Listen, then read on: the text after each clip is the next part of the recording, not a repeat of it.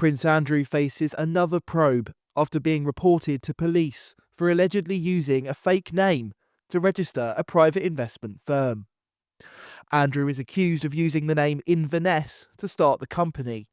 It was revealed back in 2019 the Prince had set up the fund under the name Andrew Inverness to channel deals made at Buckingham Palace. Looking at Companies House, the Duke owned 4 other companies under the same name. This week, Graham Smith, the chief executive of Republic, reported Andrew to police about one of these companies, Naples Gold Limited. He alleges Andrew Inverness is a false name and that Andrew had also incorrectly listed a London address as his place of residence. The late Queen gave Andrew the title Earl of Inverness when he married Fergie in 1986. But Andrew registered businesses under the name Andrew Inverness 18 months after he was stripped of his UK trade envoy role over his association with Jeffrey Epstein. This has prompted concerns the Prince was trying to avoid further scrutiny. This latest blow to his reputation comes after a firm managing his investments shut down. Uramore Limited, which Andrew had significant control over, applied to be struck off just a year after being bailed out by a mystery donor. The company had debts of £208,000, but came solvent after securing £210,000 from an anonymous source. It's no secret the Prince faces financial woes, since his family distanced themselves after a slew of scandals, the latest being his involvement with an alleged Chinese spy, Yang Tengbo. Charlotte Griffiths told GB News reputable firms are unwilling to do business with Andrew, which leaves less than squeaky clean business people left. This is raising serious questions about where Prince Andrew got the money from for Royal Lodge, isn't it, to stay there? Did he just miraculously find £3 million down the back of the sofa? Yeah, everyone has been wondering, the hunt has been on for who will provide that money for Royal Lodge.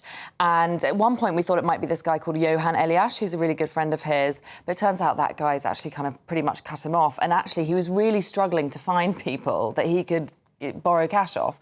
So I suppose if he has managed to find money from somewhere, it will be someone quite dodgy, essentially, because anyone with a business reputation to preserve won't go near him and haven't done for years. So who knows, it could have been this guy. I mean, we will find out in the fullness of time, that's I'm sure. the next big story here, isn't it? That is the next big story. And it might all be above board.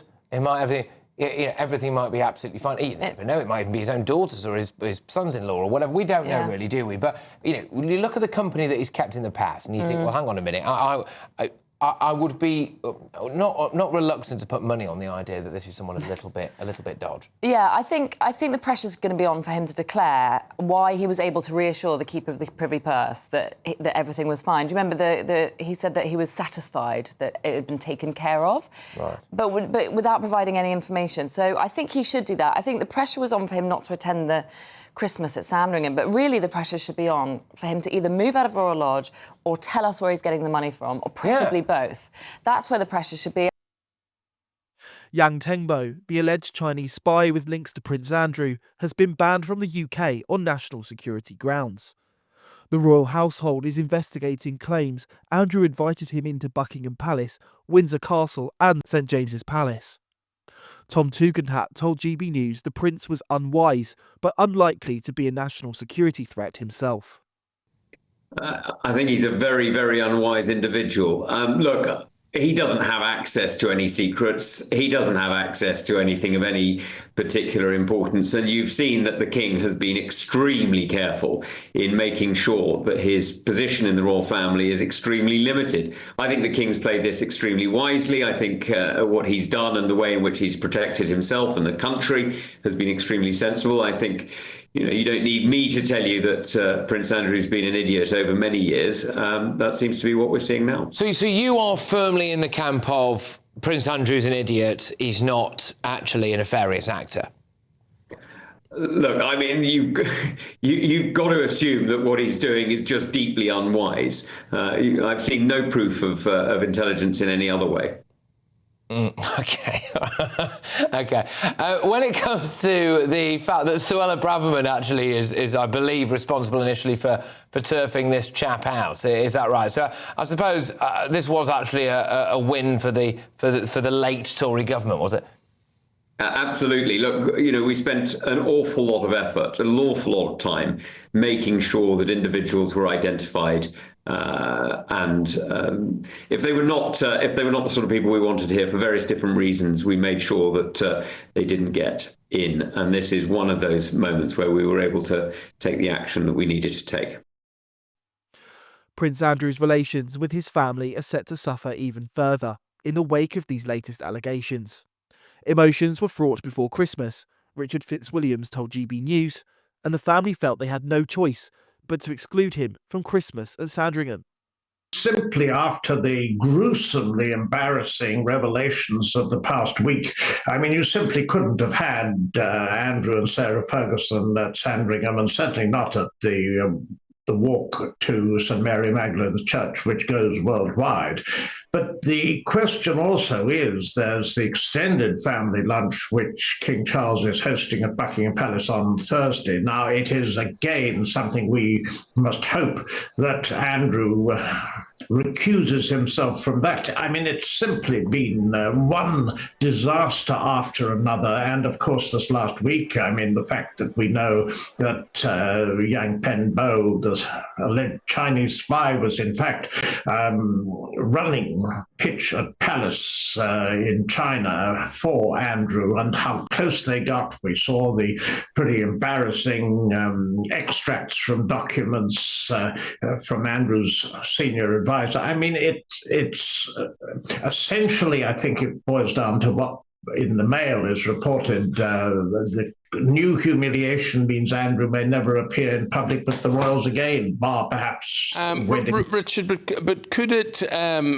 set a new trend? Could you mean, he doesn't go this year, he'll probably have a lovely time sitting watching a movie and his big brother on television at 3:00 and all that sort of thing.